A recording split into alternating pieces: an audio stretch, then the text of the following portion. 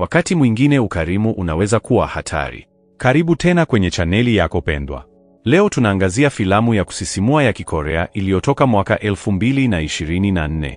Filamu hii imeongozwa na Jae Song na ni mchanganyiko wa mvutano wa kisaikolojia, ukimya wa kutisha na uchambuzi wa maadili ya jamii.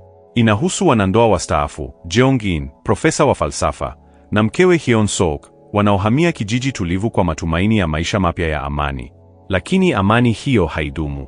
Kwanza maisha mapya kijijini, Jeong-in na Hyun-sok wanafika katika nyumba yao mpya ya ndoto.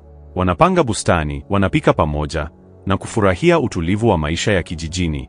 Lakini wanagundua kuwa nyumba ya jirani ina mtu mmoja tu, Daktari Yok-nam, mtu mzee, mkimya, asiyejulikana sana. Wanandoa hao wanaamua kuwa wakarimu, wanamwandikia ujumbe wa kumkaribisha, wakimwalika kwa chai saa 10 jioni. Ziara ya ajabu ya kwanza, siku inayofuata, Daktari Yok-nam anajitokeza saa 10 jioni bila kusema neno. Anakaa kwenye kochi, anaangalia mazingira, na kisha anaondoka saa 12 jioni, kimya kabisa. Wanandoa wanahisi sintofahamu lakini wanaheshimu ukimya wake. Hii inajirudia kesho, na kesho kutwa, kila siku saa 10 jioni, na kila siku anazidi kuwa mgeni anayesumbua. Ukarimu wabadilika kuwa mzigo. Wanandoa sasa wanaishi kwa tahadhari, wanaanza kupanga ratiba zao kulingana na ujio wa Dr. Yok-nam. Jeong-in anaanza kuchunguza kiini cha tabia ya jirani yao, lakini hakuna historia, hakuna data, hakuna jibu. Hyun-sok anaanza kupata msongo wa mawazo. Kila ukimya wa saa 10 hadi 12 ni mzito, si tu wa kimwili, bali pia wa kisaikolojia.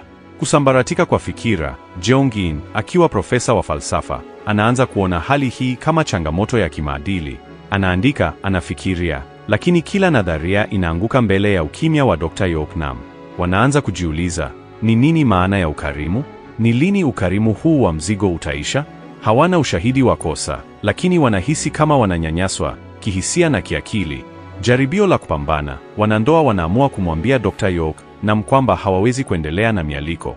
Lakini hata baada ya kukataa wazi, anakuja tena, saa 10 kamili, na anakaa kama kawaida, kimya.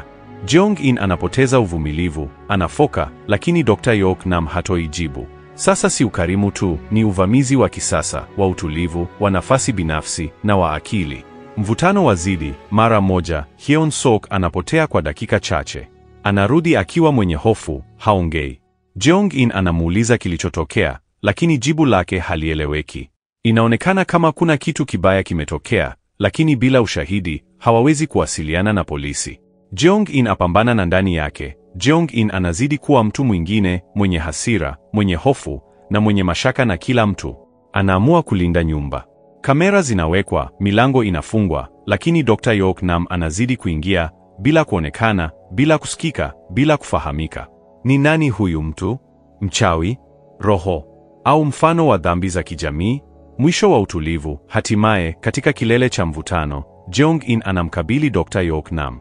Lakini badala ya majibu, anapewa ukimya mwingine, wa kina zaidi, unaovunja kila hoja ya kisomi aliyokuwa nayo.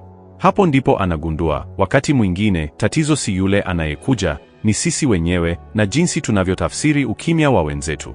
Hitimisho na ujumbe, filamu ya 4PM ni tafakari ya kina kuhusu ukarimu, mipaka ya mawasiliano, na jinsi tunavyohusiana na watu tusioelewa. Ni filamu ndogo kwa mbinu, lakini kubwa kwa ujumbe. Je, kila mtu anayebisha mlango wako saa 10 jioni anapaswa kuingia? Na je, ukimya wa mtu mwingine unaweza kuwa sauti ya dhambi zako?